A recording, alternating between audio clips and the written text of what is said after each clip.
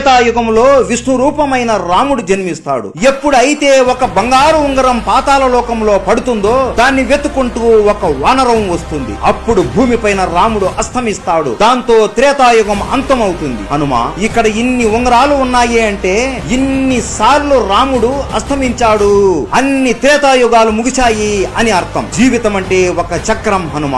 ఒక చక్రం ముగిసింది అంటే ఇంకొక చోటు ప్రారంభం అవుతుంది అని. 4 యుగాలు మళ్ళీ ముగుస్తాయి. మళ్ళీ త్రేతాయుగం మొదలవుతుంది.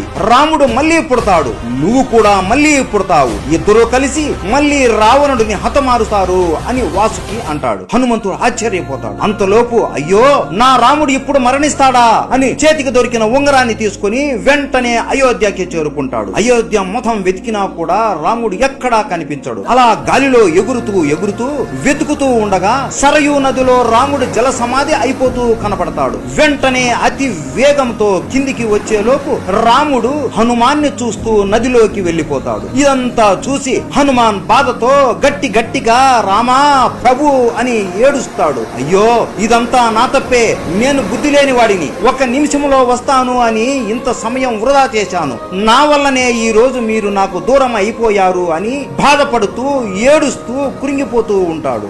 అప్పటికే రాముడు విష్ణు రూపంలోకి మారిపోయి ఉంటాడు. హనుమాన్ బాధని చూసి ప్రత్యక్షమై, హనుమా, ఇందులో నీ తప్పు ఏమీ లేదు, ఇదంతా జరగాల్సిందే, నువ్వు ఎంత చేసినా జరిగిన దానిని మార్చలేవు అని అంటాడు. ప్రభు, నేను కూడా మీతో పాటే మీ దగ్గరికి వస్తాను అని అనగా, లేదు హనుమా, నీలాంటి భక్తుడు ఈ భూమి మీద ఉండి ధర్మరక్షణ చెయ్యాలి, నువ్వు ఎప్పటికీ చిరంజీవిగా ఉండి ప్రజల్ని కాపాడుతూ ఉండు అని అంటాడు. సరే ప్రభు, మీ ఆజ్ఞ అని హనుమాన్ ఆ ఉంగరాన్ని తన వేలికి తొడుగుకొని హిమాలయాలలో రామనామాన్ని జపిస్తూ ఉంటాడు. ఇప్పటికీ కూడా మన హనుమాన్ రామనామాన్ని ఎవరు జపించినా ఆయన అనుగ్రహాన్ని మనకి ఇస్తూ మనల్ని కాపాడుతూ ఉంటాడు. ఇది రాముడు మరియు లక్ష్మణుడి మరణం వెనక ఉన్న కథ.